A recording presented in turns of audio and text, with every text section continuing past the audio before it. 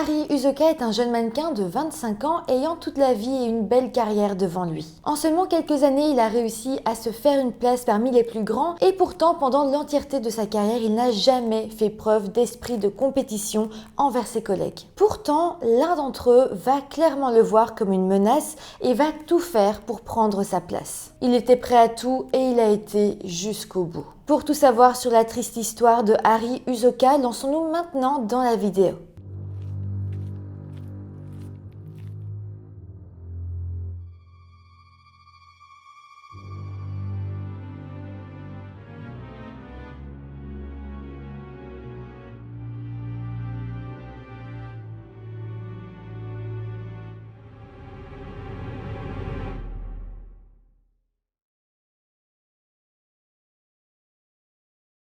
Hello tout le monde, j'espère que vous allez bien. Aujourd'hui, je vous retrouve avec une affaire qui est assez récente, elle date de 2018 et vous allez voir, elle est assez dingue et vraiment très injuste. Avant de commencer, j'ai le plaisir de vous dire que cette vidéo est sponsorisée par Oli Energy. Alors oui, vous commencez à connaître la marque Oli, mais je ne vous ai pas encore tenu au courant des nouveautés que vous pouvez retrouver sur le site. Oli, c'est donc des boissons énergisantes véganes, sans sucre avec des colorants et arômes naturels, mais aussi des thés glacés boostés en antioxydants. Mais à présent, Oli se lance dans une toute nouvelle gamme de boissons qui visent à une hydratation maximale. Ces nouvelles boissons isotoniques sont parfaites si vous faites du sport. Avec elles viennent également 3 nouveaux goûts: pamplemousse rose, kiwi fraise et pêche blanche. C'est bon et c'est beaucoup plus sain que des boissons sportives artificielles. C'est vraiment le moment de vous lancer car pour l'instant, à l'achat de ces nouveaux packs de lancement, la marque vous offre différents cadeaux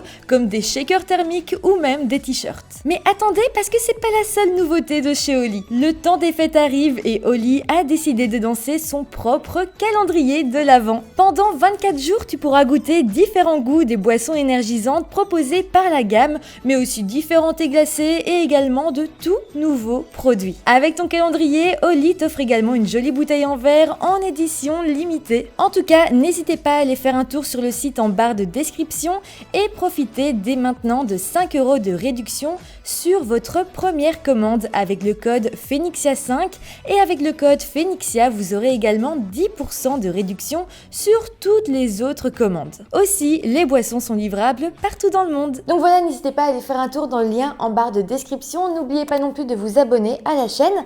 Et voilà, maintenant que tout ça est dit, lançons-nous dans la vidéo. Harry Usoka est né en Angleterre, à Londres, en 1993, dans une famille d'origine nigérienne. Il a ensuite grandi avec sa mère ainsi qu'avec son frère aîné qui s'appelait Edmond. La petite famille vivait en fait dans une banlieue de Londres, dans la ville de Dagenham, là où justement il y avait une assez importante communauté nigérienne. En fait, la mère de Harry et Edmond a décidé de quitter le Nigeria parce qu'elle voulait vraiment garantir à ses 2 enfants un bel avenir. Aller vivre à Londres leur garantissait l'éducation gratuite et pas mal de chances de progresser dans l'échelle sociale.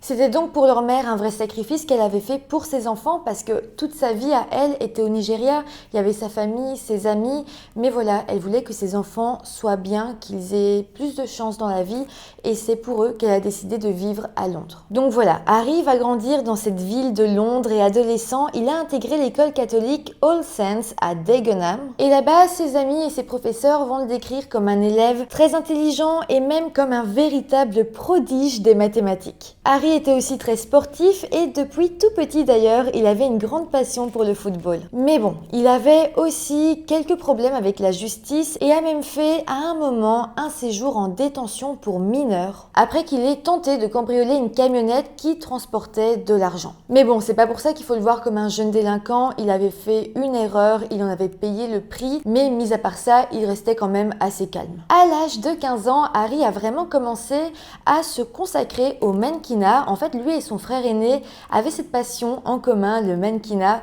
Et c'est vrai qu'à ce moment-là, ils ont décidé de regarder un peu plus sérieusement après des castings. D'ailleurs, en 2010, les 2 frères vont prendre la décision d'aller passer ensemble un casting qui se trouvait dans l'ouest de Londres. Et c'était vraiment un endroit très très riche avec des belles maisons, des belles architectures, des beaux parcs. Et c'est vrai que tout ça, eh bien, ça le faisait beaucoup rêver. Clairement, Harry venait pas d'une famille très riche, il n'avait jamais connu le luxe Et de voir tout ça, eh bien, il se disait que s'il arrivait à décrocher des contrats, peut-être que ça, ce serait sa vie future et vraiment, ça le faisait rêver. Il faut savoir que ce jour-là, eh bien, la personne qui a fait passer le casting à Harry et son frère s'appelait Patrick Egbon Marshall et c'était en fait un agent artistique très réputé dans le milieu pour travailler avec des hommes noirs de peau et ou métis. Il travaillait aussi avec de grandes marques comme Burberry ou Alexander McQueen par exemple, mais il faisait aussi de très grandes campagnes publicitaires, donc clairement si ce type-là te choisissait,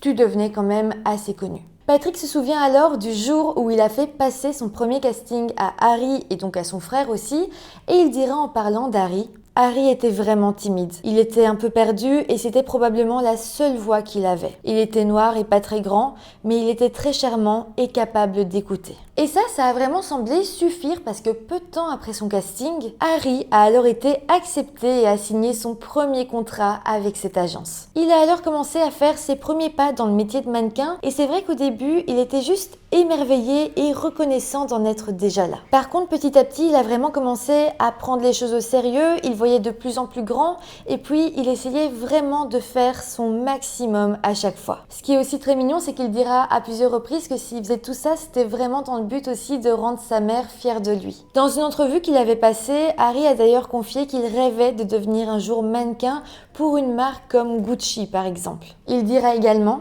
je veux être un modèle pour les autres mannequins noirs. Ce serait tout simplement emblématique d'être l'un des premiers hommes noirs à faire ça. Il faut par contre savoir que le métier de mannequin, surtout quand on essaye de se frayer une place dans le milieu, est extrêmement compliqué et éprouvant. Oui, quand Harry décrochait un contrat, il était extrêmement heureux, mais entre chaque contrat, il avait des longues périodes d'ennui, de stress et d'angoisse. Et puis lorsqu'enfin on faisait appel à lui, eh bien le rythme était effréné et clairement c'était très dur à tenir, autant physiquement que psychologiquement. Aussi dans ce milieu, le rapport au corps et au paraître est vraiment très important et pendant les castings, Harry avait vraiment pris l'habitude qu'on le scrute de partout, qu'on le mesure, qu'on le pèse et puis il devait toujours soigner ses mouvements, sa façon de marcher, mais aussi veiller à toujours avoir un bon et récent portfolio avec lui. Clairement, il devait travailler en permanence pour être sûr d'avoir un avenir dans ce métier. En fait, il est vraiment méritant parce qu'il a travaillé énormément et c'est vrai qu'il y a des moments où il s'est pris rejet sur rejet alors que parfois il faisait presque 15 castings par jour. 15 castings, c'est juste dingue et énorme et on peut imaginer à quel point ça doit être dur de se prendre encore et encore des rejets, mais de devoir se lever chaque matin et y retourner.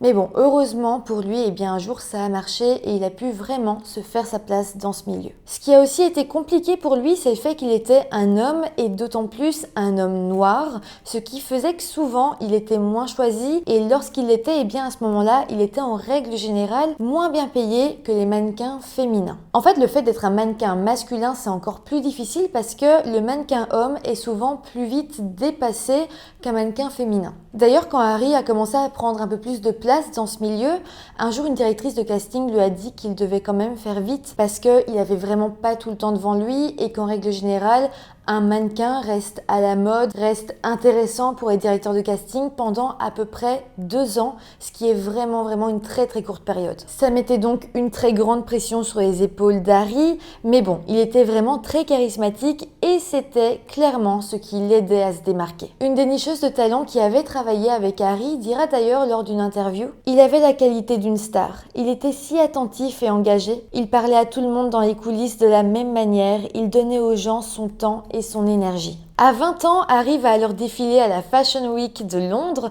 Il va ensuite apparaître dans des publicités pour la marque Nike, Zara, mais aussi pour la marque de voitures Mercedes-Benz. Vraiment, à partir de là, sa carrière va prendre un nouveau tournant et il va devenir un mannequin à part entière. D'ailleurs, lors de la Fashion Week qui a suivi, les directeurs de casting ont commencé à réclamer sa présence. Les marques l'ont réservé pour des exclusivités et son salaire va vraiment beaucoup augmenter. Pour vous dire, pour toute une campagne, il pouvait être payé jusqu'à $10 000, ce qui est quand même vraiment beaucoup. En 2014, à seulement 21 ans, il a alors été nommé par le magazine Paper comme le mannequin le plus en vogue de tout l'Angleterre. C'était totalement inattendu et Harry a alors été extrêmement surpris, mais surtout heureux de lire cet article sur lui. Il a ensuite continué à faire la couverture de plusieurs magazines et son visage était placardé un petit peu partout sur les panneaux publicitaires de Londres, mais aussi parfois partout dans le monde. On a d'ailleurs pu retrouver ses photos dans les rues de New York ou même de Los Angeles. En 2018,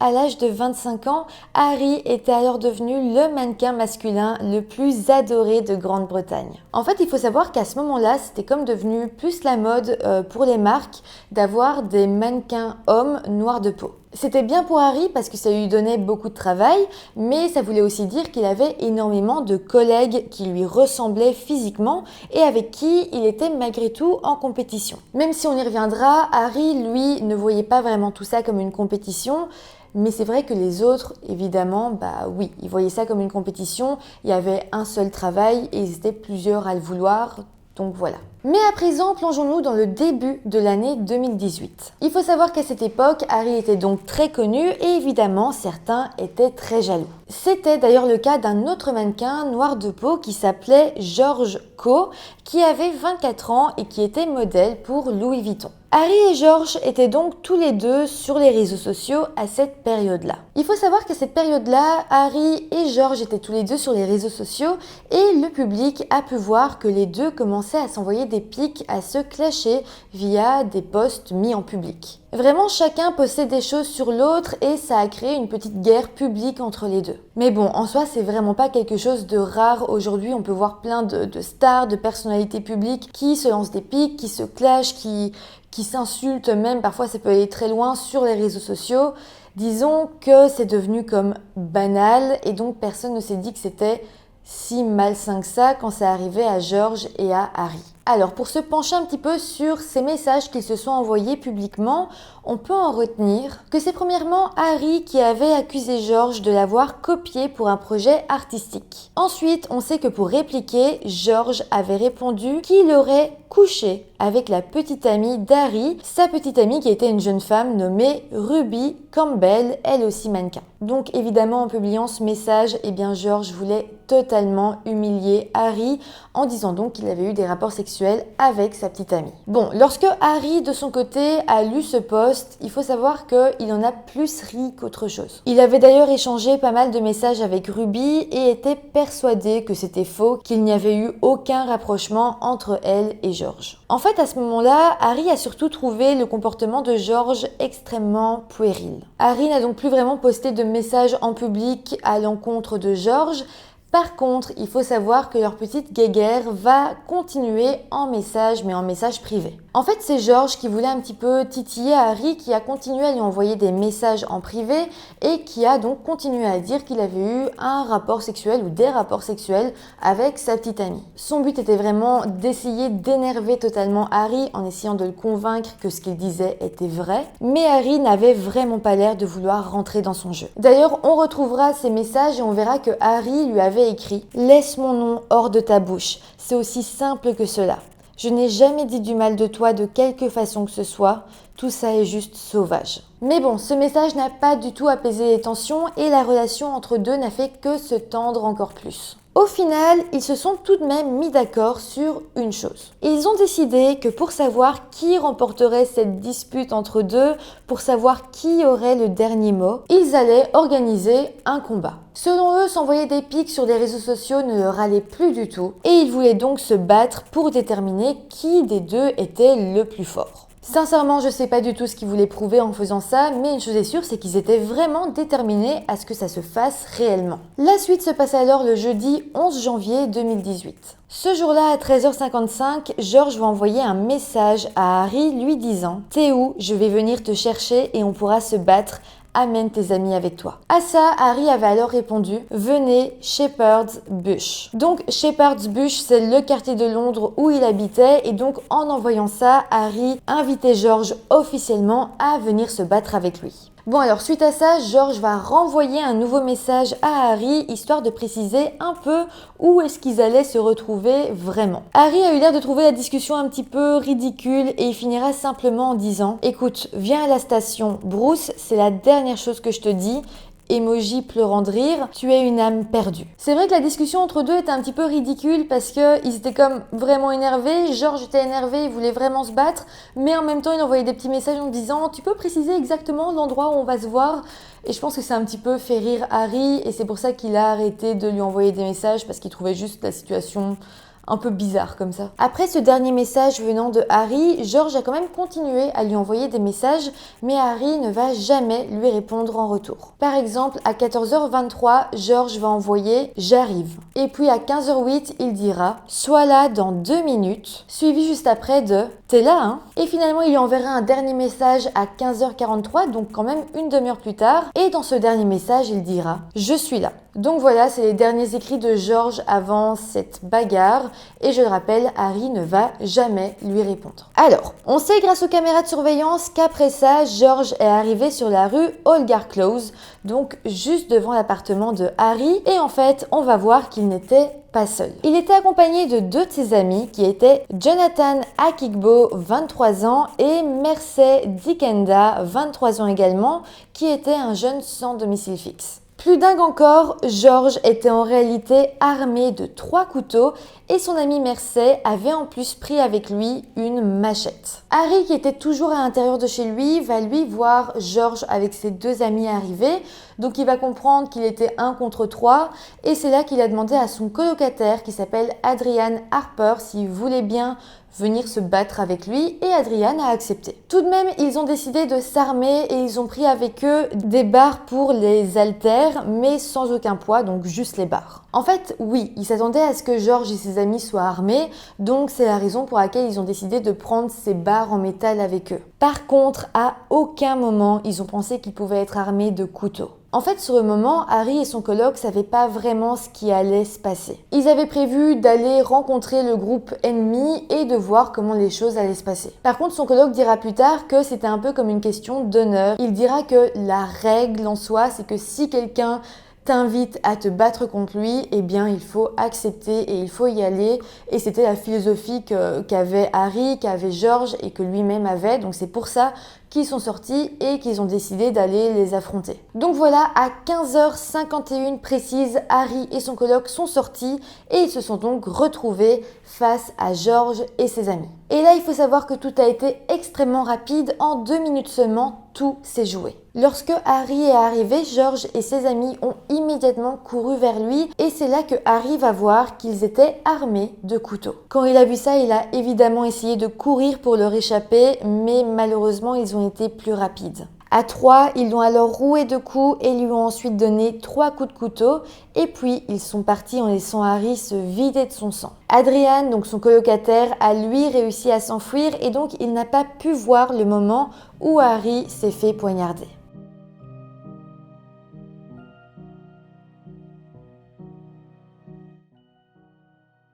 Par la suite, lorsqu'Adrian est sorti de sa cachette et qu'il est retourné sur le lieu du combat, il a alors découvert Harry presque mort sur le trottoir devant sa résidence. Il a alors appelé une ambulance ainsi que la police et ils sont arrivés très rapidement. Harry a ensuite été transporté à l'hôpital mais malheureusement, il était trop tard, il était déjà décédé. Adrian, de son côté, a alors parlé aux enquêteurs et il leur a expliqué tout ce qui s'est passé. Rapidement, George sera alors arrêté, ainsi que ses amis Jonathan et Mersey. Ils seront dans un premier temps interrogés et tous vont alors plaider non coupables. Que ce soit pour meurtre ou pour possession d'armes offensives, voilà, ils ont plaidé non coupables. Mais bon, ils pouvaient dire ce qu'ils voulaient, il y avait quand même énormément de preuves à leur rencontre. Déjà, il y avait le témoignage d'Adrian qui était là, qui a tout vu et qui a donc tout raconté aux enquêteurs. Mais également, il y avait les images des caméras de surveillance du quartier et aussi les messages échangés entre Harry et George que les enquêteurs vont donc retrouver sur le téléphone de Harry.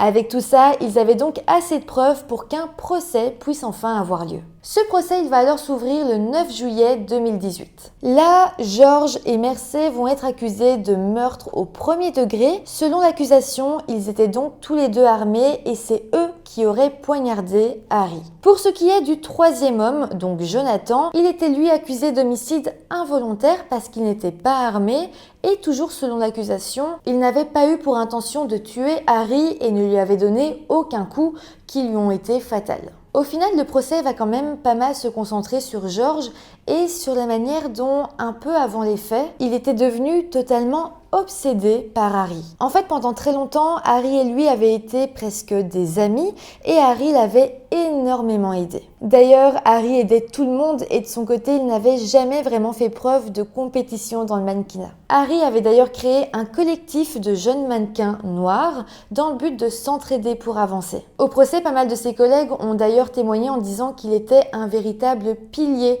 pour pas mal de ses amis, pour pas mal de personnes travaillant dans le mannequinat, qu'il était toujours là pour motiver les troupes et que dès que quelqu'un avait un petit moment de mou, il venait le voir lui et il trouvait toujours les bons mots pour remotiver. Vraiment, il avait si peu d'esprit de compétition qu'il arrivait même à entraîner ses collègues qui lui ressemblaient beaucoup à réussir un casting en sachant très bien que lui aussi pourrait avoir le rôle, mais selon lui, c'était important de s'entraider. Un de ses collègues a même déclaré à la barre « Il n'y avait aucune sorte de compétition en lui. Même s'il y avait un homme noir qui lui ressemblait ou qui faisait partie de son agence, la plupart des gens agiraient de façon drôle, sachant qu'un seul d'entre eux pourrait obtenir la place.